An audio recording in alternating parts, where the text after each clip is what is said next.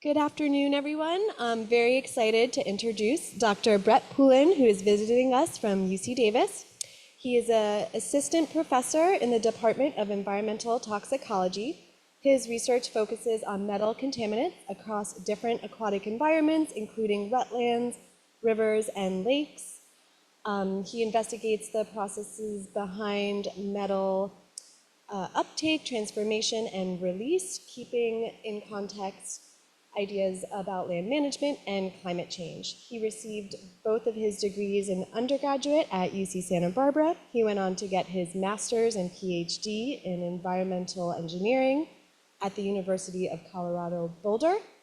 Before joining us in 2020, he worked at the U.S. Geological Survey for 4 years, and today he will be talking to us about mercury cycling in coastal wetlands, the interface between agriculture and rising seas. Thank you so much for being here, and we look forward to your talk. All right. Can everyone hear me? Yes? Okay. Well, thank you for the invitation. Like Christina said, so I'm in the Environmental Toxicology Department at UC Davis. And in this, some of my co-authors are here. Some of them are students and postdocs in my group, and also some collaborators at the U.S. Geological Survey.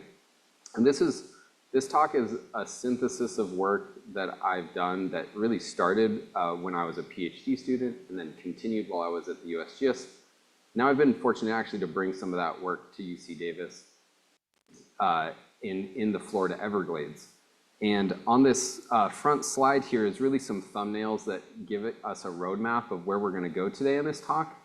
I'm a biogeochemist by training, and we're going to be talking about the processes in wetlands that control how much mercury gets uptaken by fish, looking at the mercury cycle and this key reaction where methylmercury is actually formed, and I'll give you plenty of background on that. And in the Everglades, it's a unique system because the Florida Everglades receive all their water essentially from agricultural diversions and from rainwater. And so ag has a huge influence on the aqueous chemistry of these systems. But in the southern Everglades, it's a very shallow wetland that terminates in a big mangrove estuary. And that's confronting climate change and rising seas. And my work as a PhD student started in the freshwater part of the system. And now we're focused pretty much strictly in the estuarine part of the system, looking at sea level rise effects.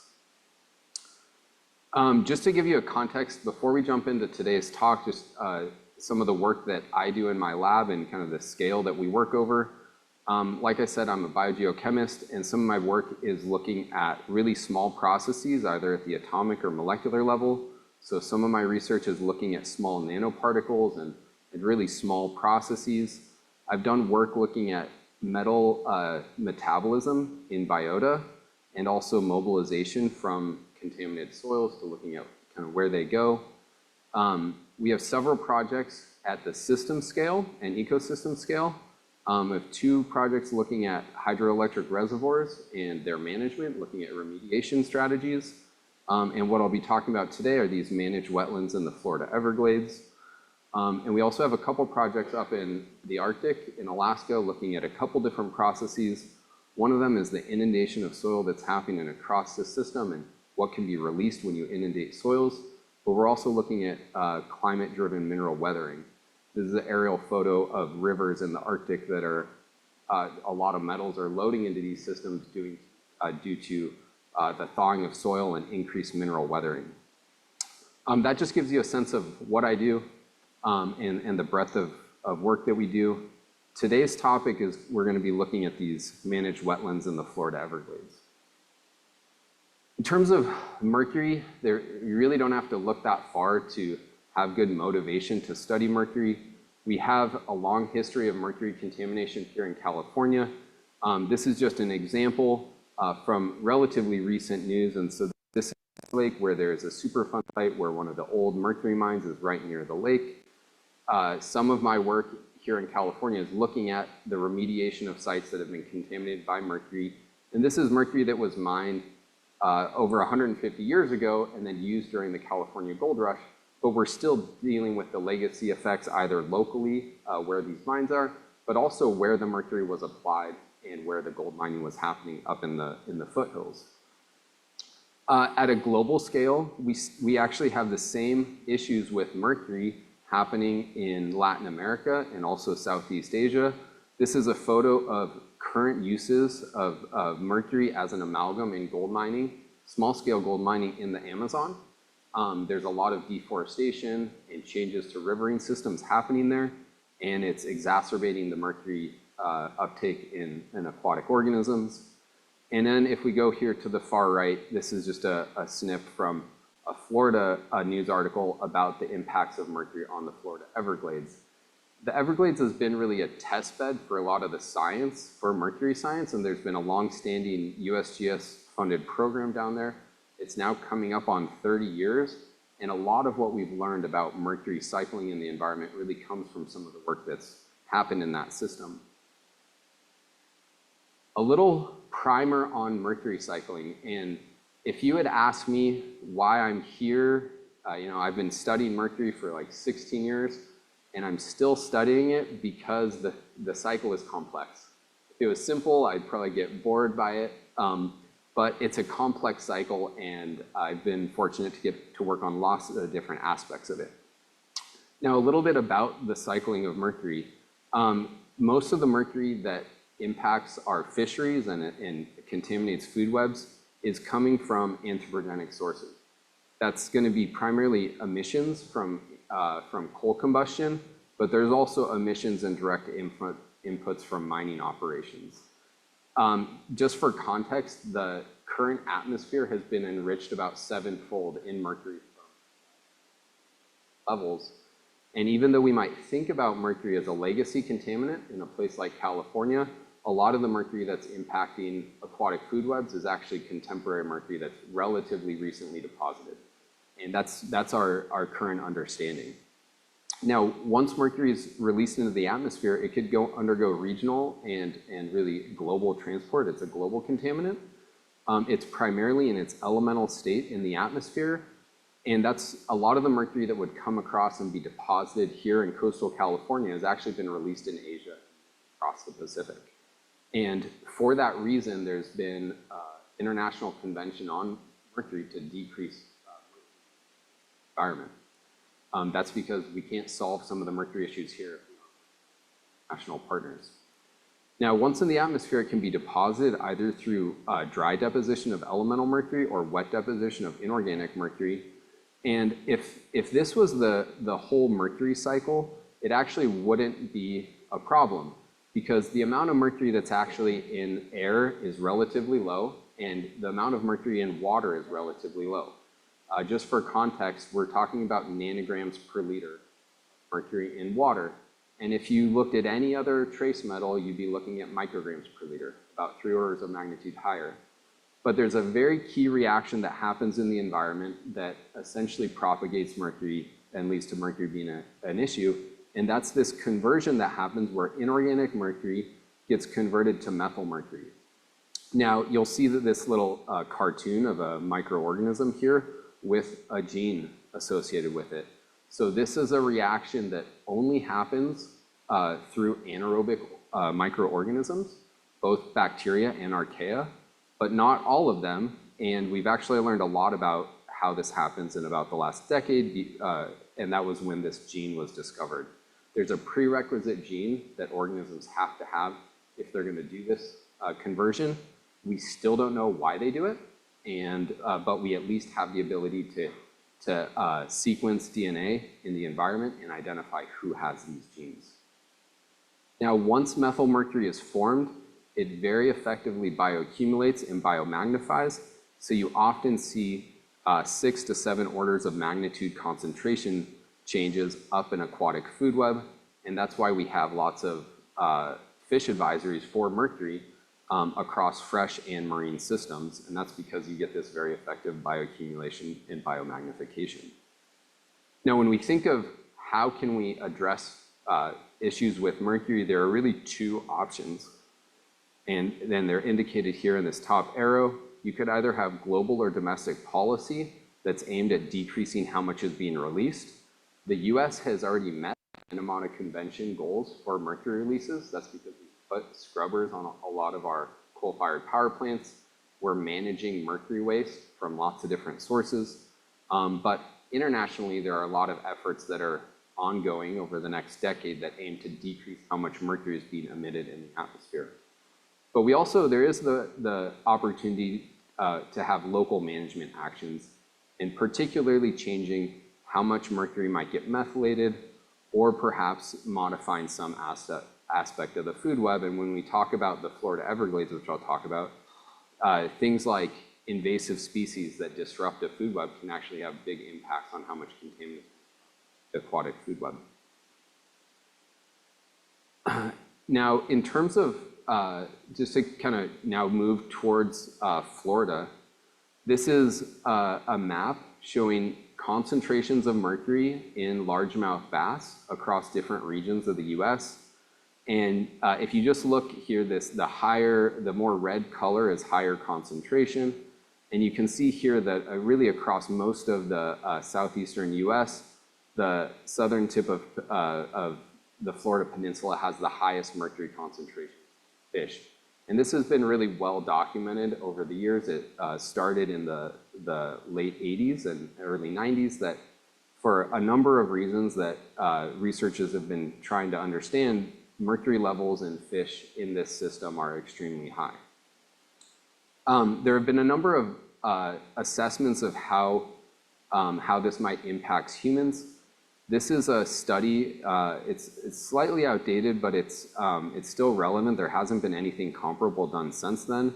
This is from an NIH and Haynes analysis, where they looked at the concentration of total mercury in blood, and this is women that are pregnant, and they are documenting notable increases based on how often they consume fish or shellfish consumption. So the primary route of exposure of humans to mercury is mainly through fish and shellfish. And being at our Marine Institute, I'm sure people are like, yeah, we know. But this really highlights that the main way that we are exposed is through that. And mercury is a developmental neurotoxin, and so it will impact our central nervous system and have a number of issues on developing organisms. Now we're going to kind of dive into the Everglades ecosystem, and we're going to start broad and get a bit more finite as we think about the mercury cycle. But we're going to come back to this water box here and think about the mercury cycle, and I'm going to outline some of the key processes that influence mercury uptake in aquatic organisms. Now, so mercury is primarily deposited in Florida as this inorganic mercury that essentially comes primarily in the form of rain into the environment. And we really want to understand what's controlling the conversion of inorganic mercury to methylmercury. If this didn't happen, then mercury wouldn't be an issue. Mercury levels in fish would be low. And I wouldn't be doing work there, honestly, because it wouldn't be an issue. But it is an issue, and there are really two parts that my group has been working on to understand this. The first is the underlying geochemistry that will influence how much of the inorganic mercury is available to be converted to methylmercury. And the second part is that you need microbes to do it. And so there has to be microorganisms there. It has to be anoxic, or for anaerobes to operate, and they have to have the gene to do it. Now, in terms of what gets uptaken in fish, there are a number of both abiotic and ecologic factors. My group works a lot on dissolved organic matter chemistry and think about how dissolved organic matter could complex either inorganic or methylmercury. But also sunlight can be important. Sunlight can actually photodemethylate or break that carbon-mercury bond and actually decrease the amount of methylmercury in a system. But like I mentioned, there are also ecologic factors that come into play. So depending on the trophic position of the organism, that'll influence how the mercury levels. But we've also seen impacts of invasive species. That's very relevant in the Florida Everglades. If you've seen any of the headlines on what's happening in Florida, half of them are about invasive species. Everglades, like Burmese pythons or all sorts of exotic animals. but they disrupt the food web in these systems, and that can influence how contaminants move through that. Just to kind of drill a little bit down, we're going to go now just one slide on this. If you're really interested in either of these, I'd be happy to meet and talk more about it, but that's not the focus of my talk today.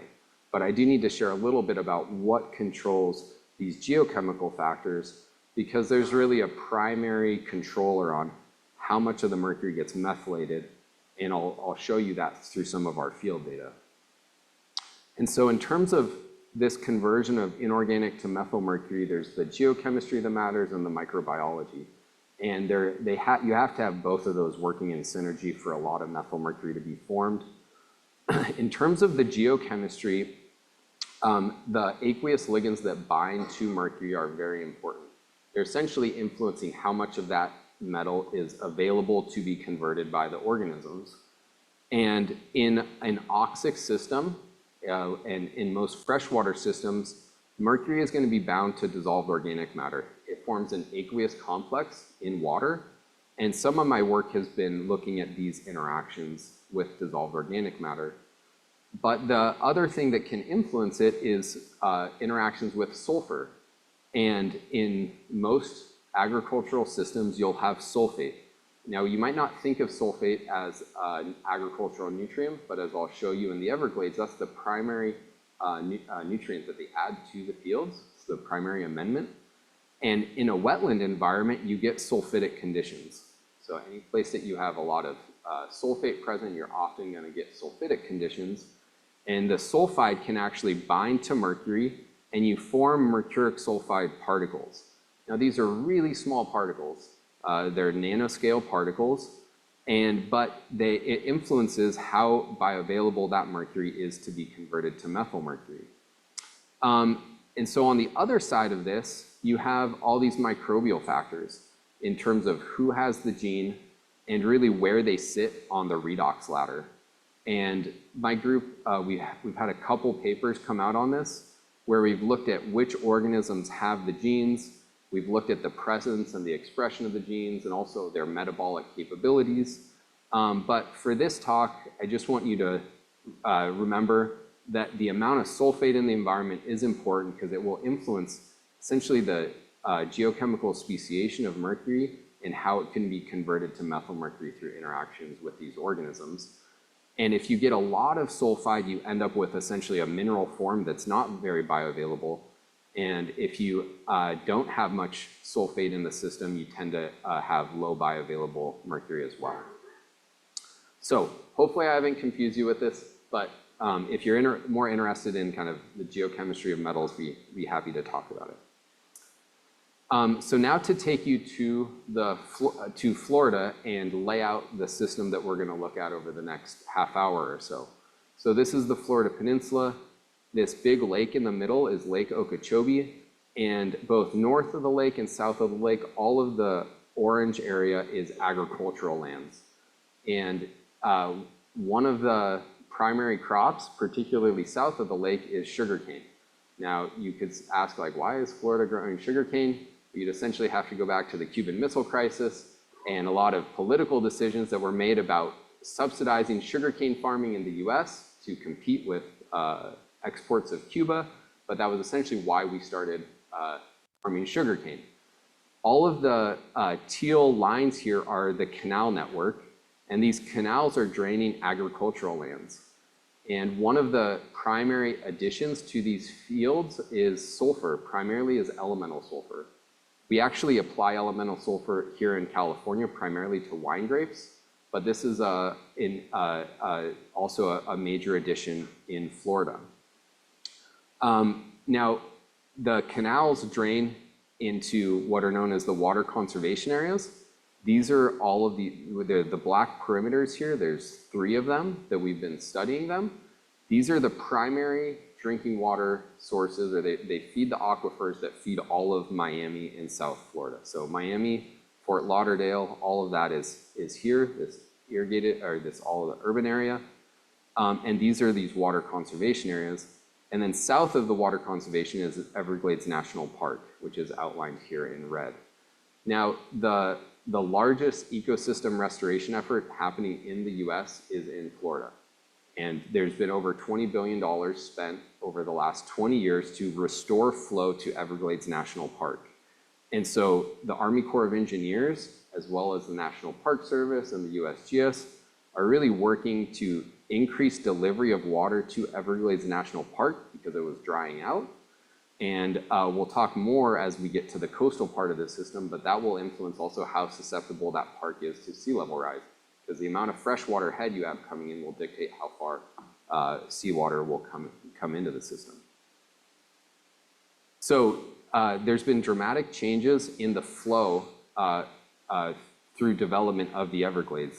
This nice animation is showing you pre-drainage flow in the Everglades, and on the right is our current water flow, where we have artificial flow to the west and to the east of Lake Okeechobee, and then heavily managed flow south of the lake, and you only get to actually true sheet flow of the wetland when you get down into the national park, but it's still heavily managed. I mean, if you drive the perimeter of the national park, there are lots of pump stations. They're essentially trying to keep the park saturated with water in some sort of natural state, but they're also trying to have a buffer for flood management. If hurricanes come through and you get a lot of water in the area, they're also trying to manage that. So if we, in terms of where my work is focused, I've focused on several parts of the system. The first part of my talk today is going to show you data from the water conservation areas. These are following some of the agricultural waters as they move through these ag areas, and we're trying to understand the implications of the agricultural inputs on mercury cycling in the system. How much of the ag water is promoting or inhibiting the formation of methylmercury. I've also worked with the USGS and Park Service at this boundary with the national park, so we've actually developed predictive models using in situ sensors and discrete measurements to quantify loading, so how much mercury and methylmercury and dissolved organic carbon are moving across these boundaries to help them actually budget what's coming in and out of the system. And then the second part of my talk is going to focus on mercury cycling in Everglades National Park itself. We have a collaboration with park scientists there, where we have about 80 sites in the park that we sample a couple times a year. But my students and I have actually been looking at sea level rise effects in the coastal Everglades and the mangrove region as well. And so just to jump into this first part of my talk, which is looking at the water conservation areas, if we blow up now and show the water conservation areas, all of the red symbols here are sites that we've been sampling. And we've conducted 8 field trips across these sites.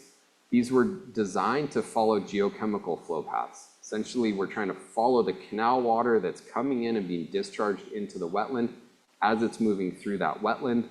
And it's really proved to be very effective because it allows you to understand how the water chemistry is influencing the contaminant behavior in the system. When we sample, so we essentially are running airboats because these are wetlands.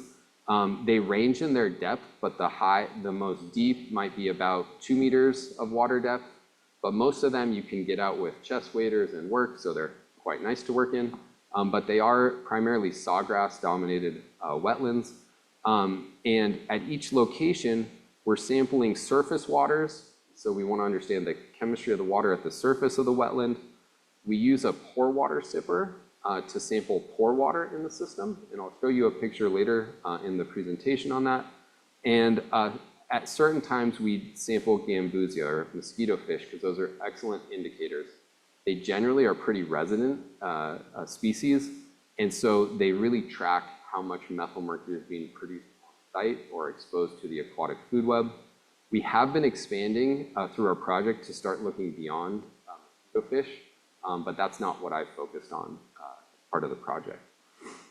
In terms of what we measure, my expertise is on kind of the aqueous geochemistry, so we focused on quantifying dissolved organic carbon, looking at the composition of the dissolved organic matter.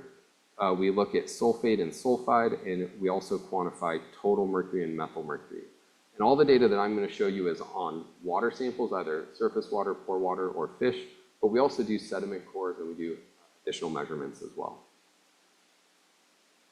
Just to show you kind of how how the sulfate influences the dissolved organic carbon chemistry in the system, these two scatter plots are showing you sulfate concentration on our x-axis in both cases. And on our left here, we have dissolved organic carbon concentration. And this is a property of the dissolved organic matter. This is the specific UV absorbance. It's essentially a proxy for how aromatic the carbon is of the DOM.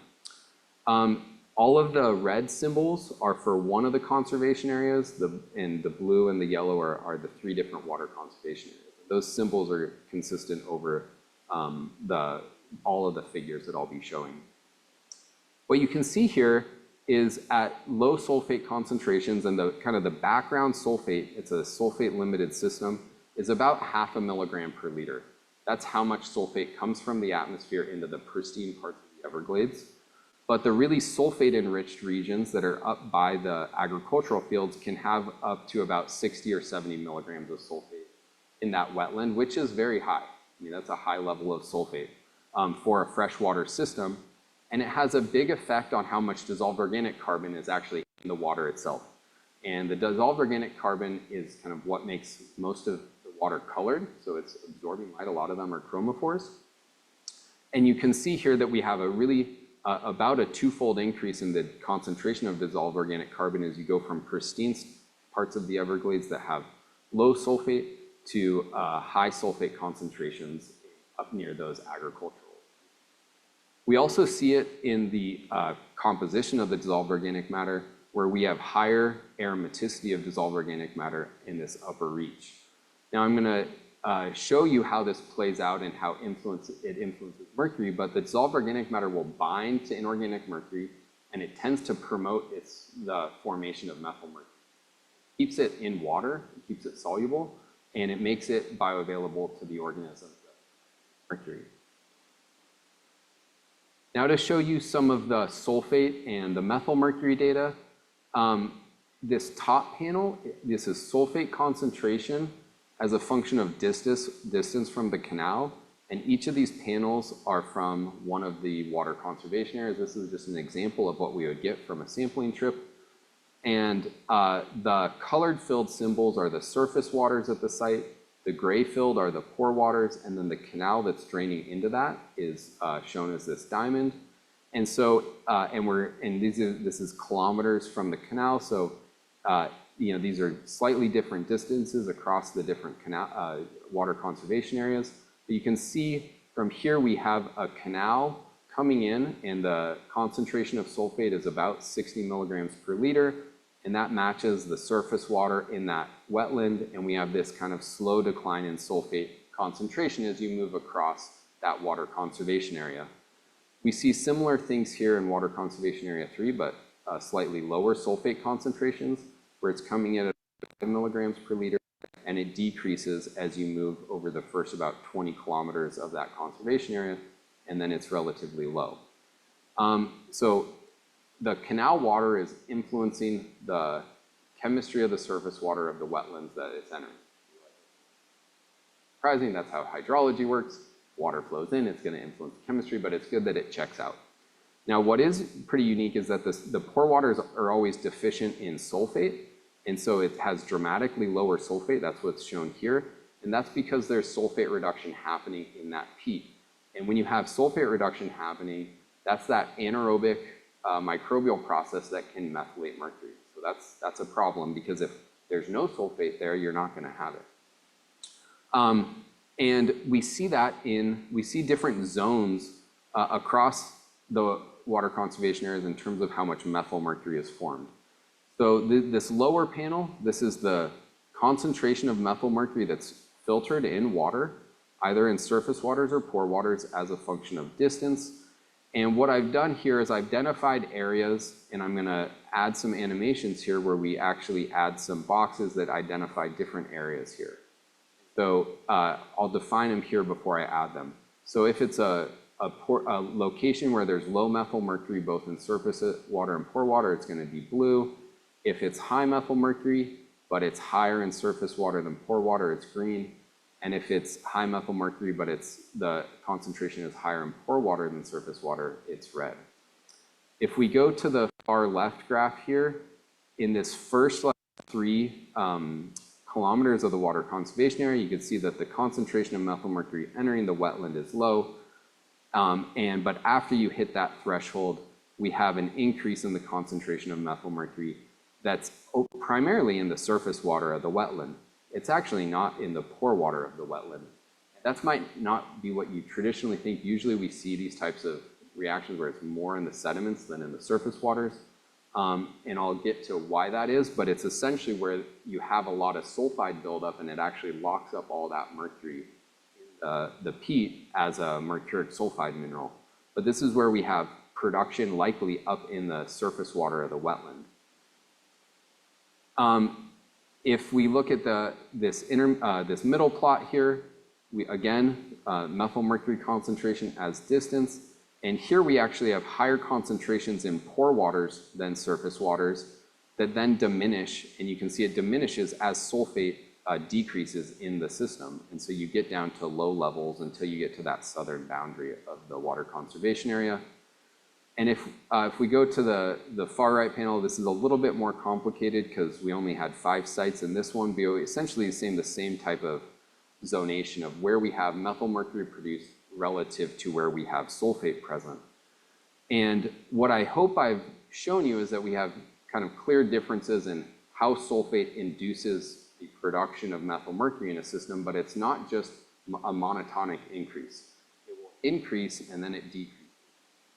Now, this is just one trip of 8 that we did.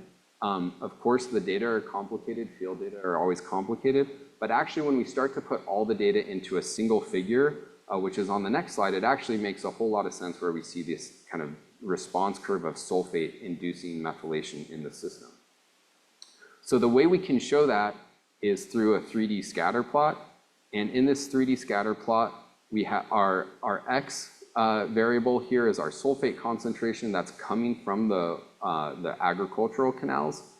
It's releasing dissolved organic matter into the water, and that's that DOC response, which is our Y variable. And then our Z variable here is our methylmercury concentration. And essentially, when you're at low sulfate, we have consistently low methylmercury concentrations in water. And as you increase your sulfate concentration, you increase the DOC release from the peat, and you stimulate the production of methylmercury to some maximum. And then as you further load the system with sulfate, you end up with a decrease in the concentration of methylmercury that has to do with the kind of negative feedback of high sulfide levels on the amount of methylmercury that's formed. Now this all translates well with what fish are exposed to. So the plot that I've just shown here on the right is showing you correlations between the amount of methylmercury that's in surface waters of the wetlands, strongly correlated to how much total mercury are in the mosquito fish. And so we have really good evidence that the sulfate that's coming from the ag fields is inducing the formation of methylmercury in these wetlands, and both in space and time that translates to how much the base of the aquatic food web are exposed to methylmercury.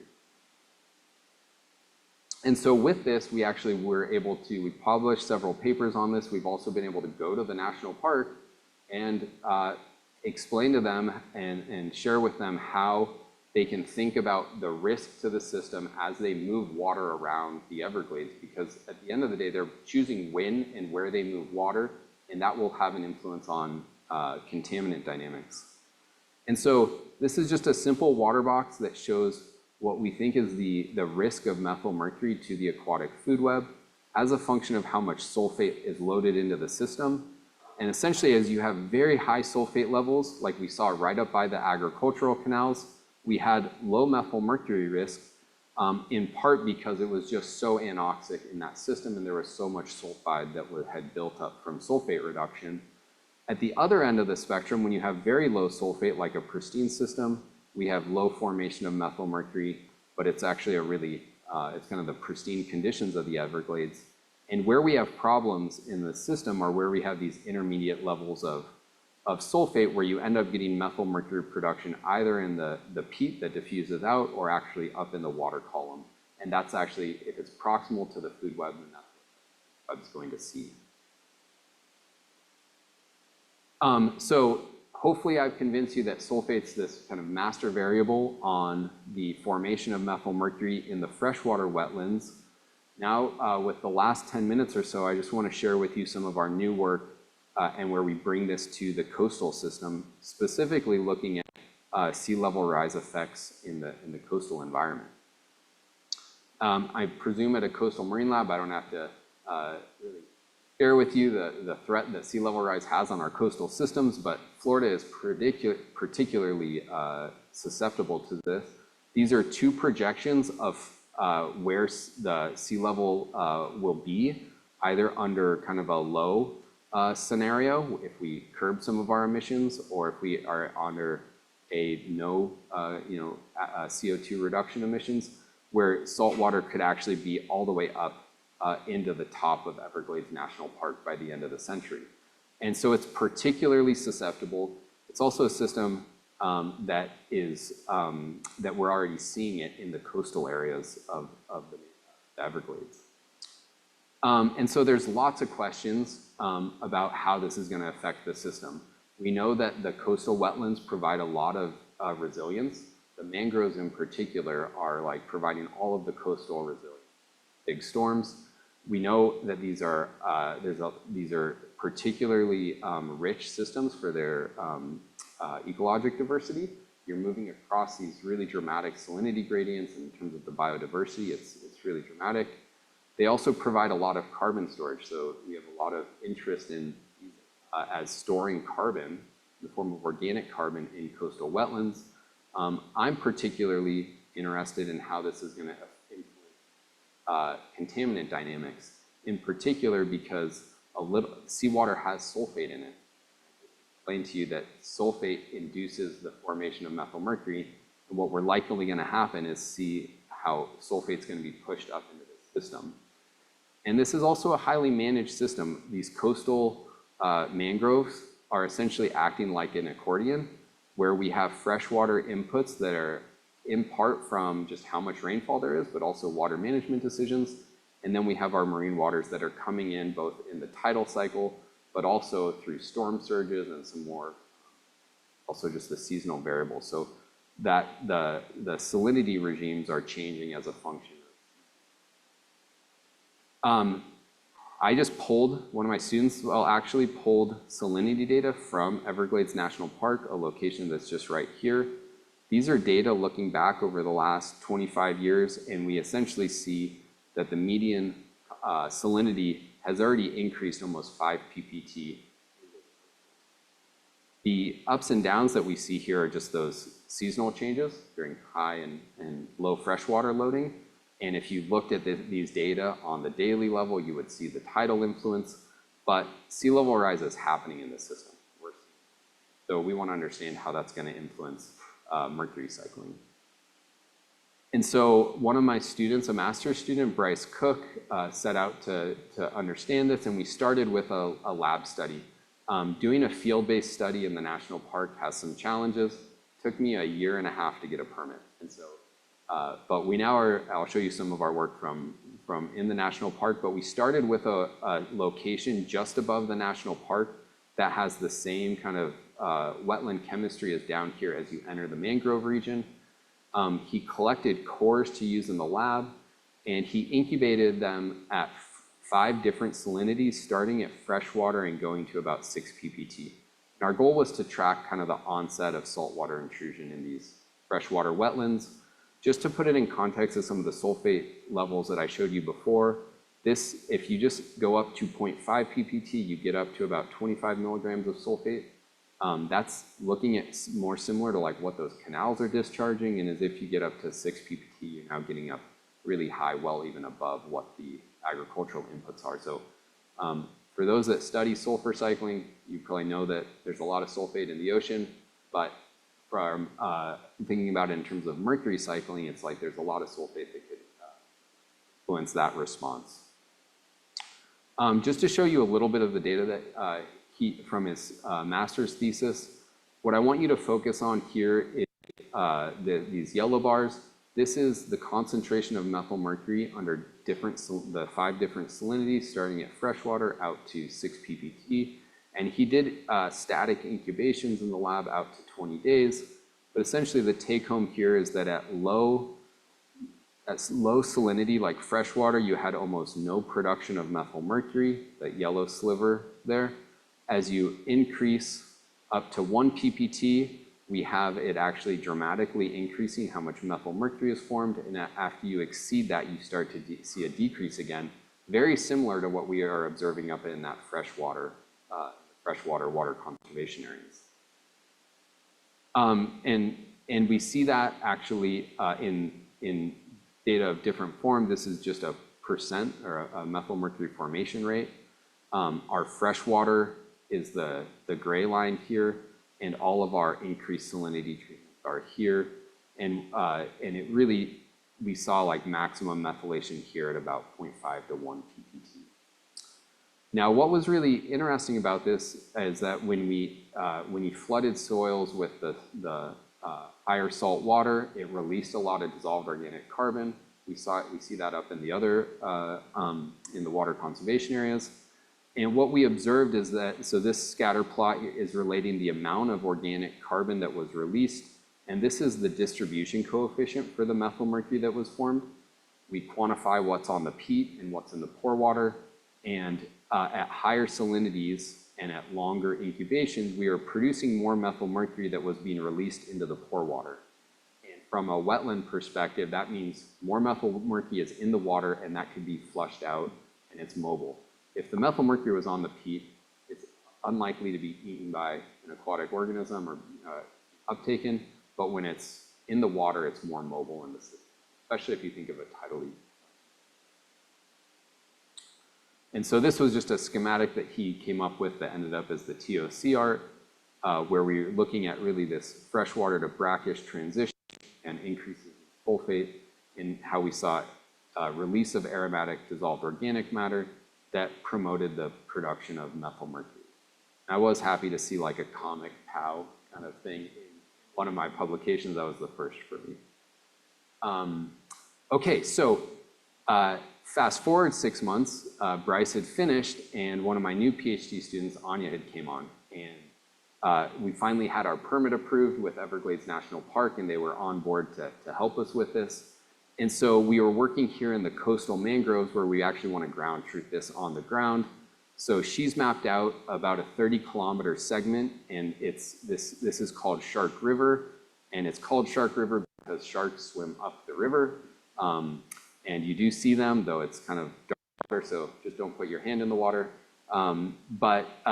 We've been sampling these locations, and we've done 3 trips so far, where we're sampling surface water, pore water, and pretty soon, hopefully, we get approved to get mosquito fish as well. And we're looking at changes across this transect, and we're looking both wet and dry season to look at changes in the freshwater input and how that's influencing where salt water is being pushed up into the sea. Just to show you a little of the preliminary salinity data, so this is distance downstream, starting at the freshwater to the mouth of Shark River as a function of salinity. And these data series are just some of the different efforts up to April of 2024.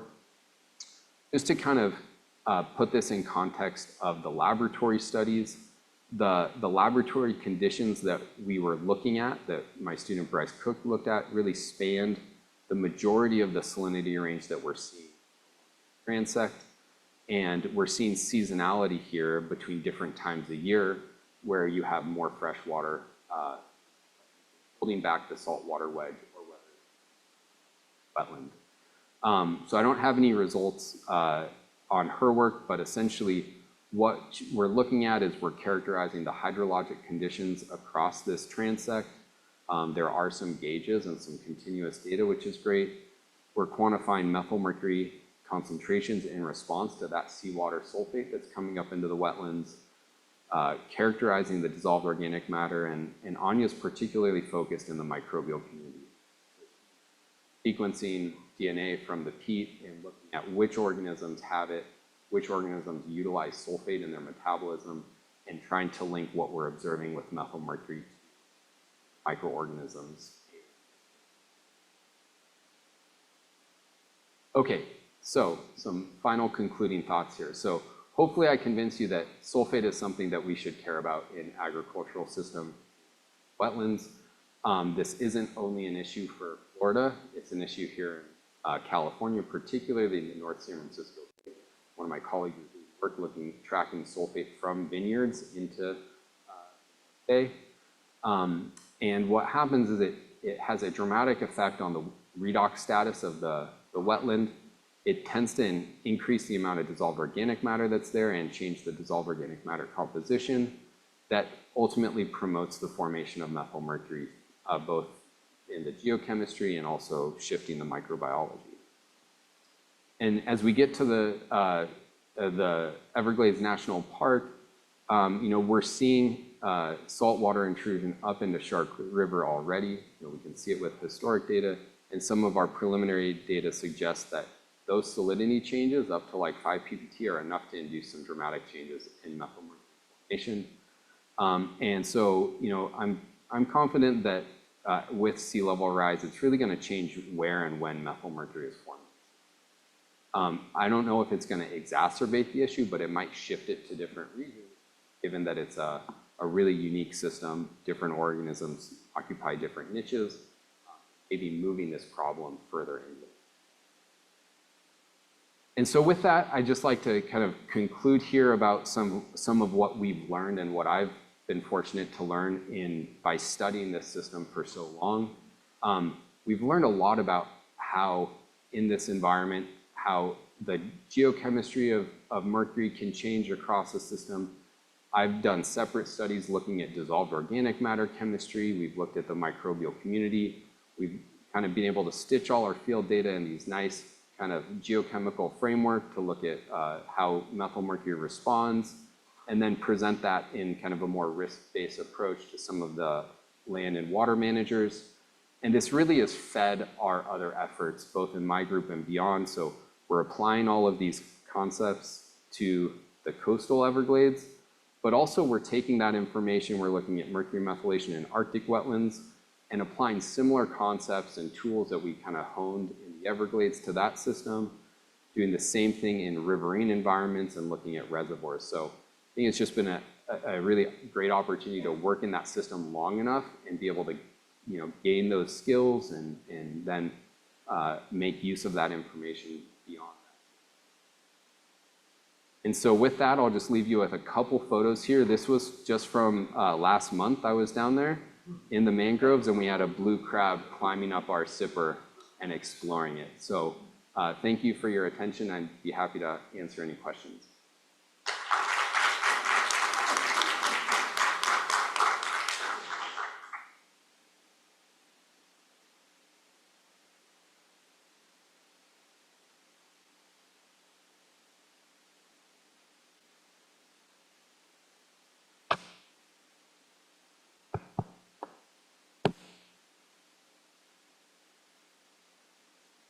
I enjoyed your talk, Brett. That's Keith.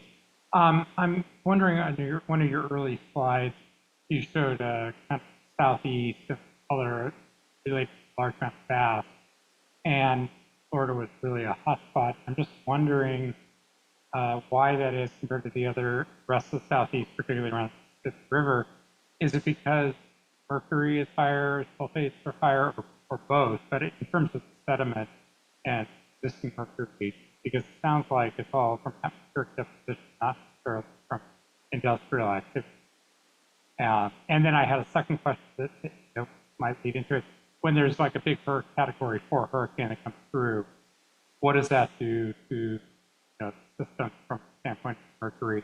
So the first question was, why is Florida the hotspot for, and a part is the sulfate. Ag Fields is just promoting it. Second part of that I didn't go into is that in their rainy season is their summer. Wet season is from April to September. So microbial activity is very high, so you're going to methylate more. But it also means that there's essentially a conveyor belt of inorganic mercury. Every day, tropical,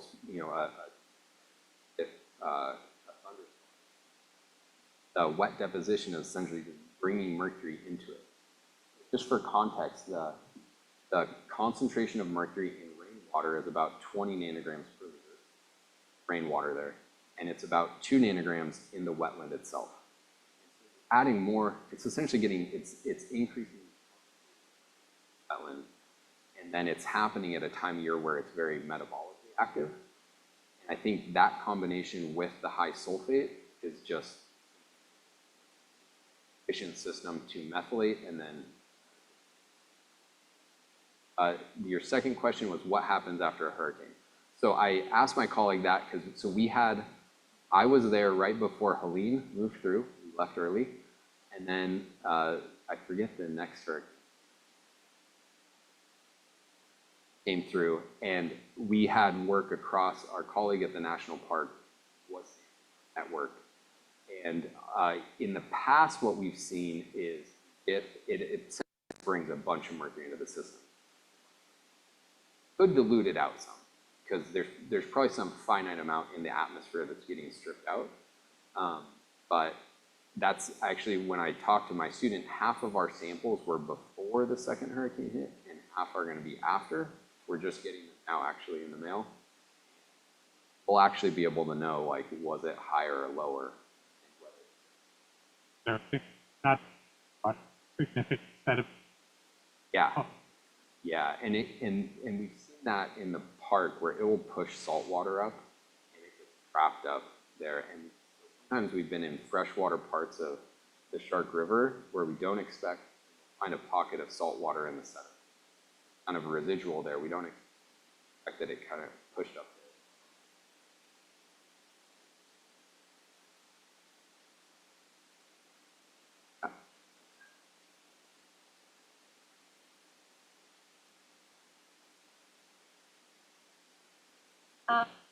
I know,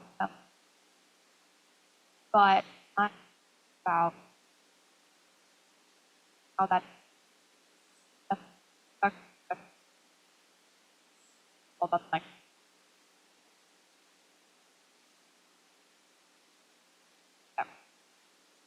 whether that So in most of the water conservation areas, there are slight differences in vegetation, but it's a sawgrass dominated wetland. You do get some cattails up at the very top, right by the ag fields. Where we expect it to where it really changes as we get down to Shark River. Because that's where you have it's really dramatic. Like, take the boat all the way up the river until it ends into the sawgrass. So you're starting at sawgrass. The mangroves are like this, dwarf trees, and then it moves towards really mature mangrove. Sediment composition changes a lot across that. It starts as a full, like, where you have a huge layer. As you move towards the mouth of the estuary, it's a lot siltier material.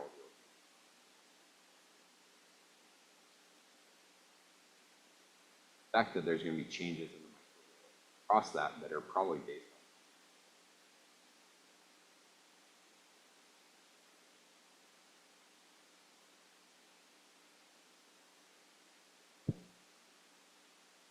on. Thank you so much for that. Whoa. Sorry. Thanks so much for that talk. I think that was probably the best, in your intro, the best explanation I've ever had about how mercury I was curious about your Arctic wetlands work because it seems pretty, well, opposite intuitively than Florida, but also like different sense that you don't have sulfate coming from agricultural practices. You don't have rain in the summer. What's driving that work? And yeah, I just would like to know more. So the project on Arctic wetlands is looking at soil and specifically, like, there's a lot of new lakes and ponds that are being formed. And when you flood the permafrost, you are rapidly thawing below it. And one thing that is similar across the systems is that there is a lot of sulfate in that system. There's actually around 100 to 200 milligrams per liter of sulfate, all of these in the alpine region of the Brooks Range. And I wouldn't have expected it when I first started working up there, but actually after my first trip, we ran samples and I was like, 100 milligrams per liter of sulfate doing here? Likely, though, it's a combination of like mineral weathering and it could be released from across, but we're using the same approaches. We sample surface water and pore water. We're trying to follow geochemical gradients across the system. And so we're essentially using the same tool bag.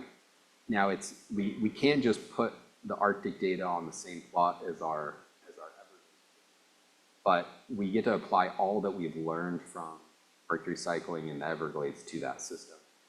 Sulfate actually comes into place. So we're measuring sulfate reduction in the summer there. We're also looking at the microbial. Sure. Can I ask one more quick question? It's a more general question, not about your own work, but in your introduction, you showed a plot that showed that as more fish, they had more. There was a line across there saying like the level of risk, and I'm always wondering about there's threshold for risk and what that actually is, like 29 not for 50 or what is there actual nonlinear, or what makes that meaningful? So in that case, it's a threshold that's been established for the development of a fetus. And of childbearing age, that was specific to fetal development, and it's based on, they're extrapolating toxicologic studies model primarily to humans. But we have to put it in some, metric. Sure. Now, so the challenge with mercury is that it gets across your blood-brain barrier. Methylmercury is actively transported across that barrier, and so that's and the placental barrier. Used to think of that as like a real barrier. Now we know a lot of contaminants get across it, but mercury, what's unique about it is when it's bound to small thiol molecules like glutathione, it actually what should be like an amino acid. So it gets across thinking that it's methionine. Biomimicry. Cool. Yep.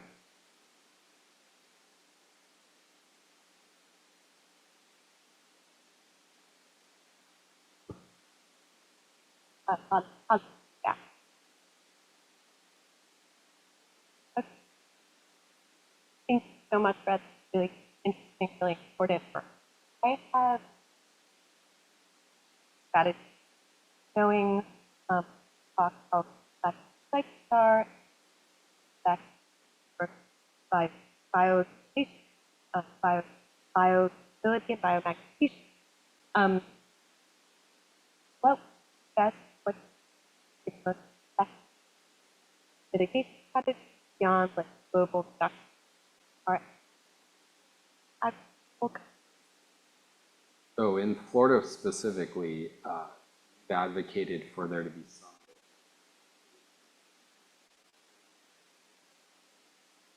The EPA has chosen not to do that, and and also the state. Challenging. I go there once a year. Science, and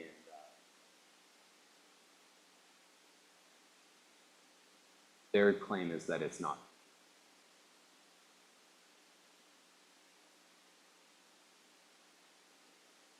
So we've advocated for that. What we can do outside of that, though, and what we're doing right now, Park wants to, their water comes into the north.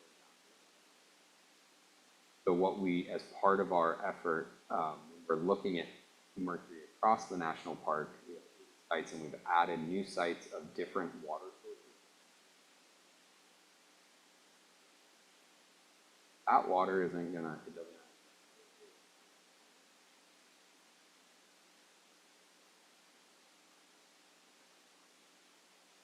Problematic. One of the big challenges is that it's a plumbing problem, and the Army Corps there is some coordination, but we'll go down there and it's like, and they're essentially moving water around. National Park has fought for 2 decades to get water, and that more water, but we're just advocating that there should upgrading should be better stewards. Thank you, Brett. Thank you, everyone here, and everyone for attending. Us at Southbound for Wednesday, verbal, from beverages, snacks, informal